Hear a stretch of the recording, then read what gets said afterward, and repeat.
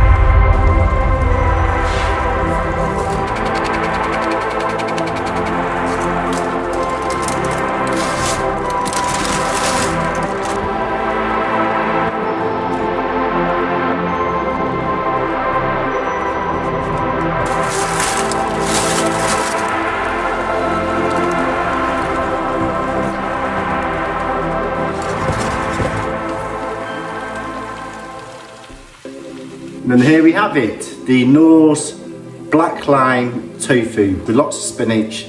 Absolutely smells superb. Really quite a different dish, this. Part of the flavour bombs, you can actually make a red onion hibiscus pickle, which is really nice. And you can just serve this on the side. It's very similar to what it says in the recipe. And all you do is just drizzle that, like so.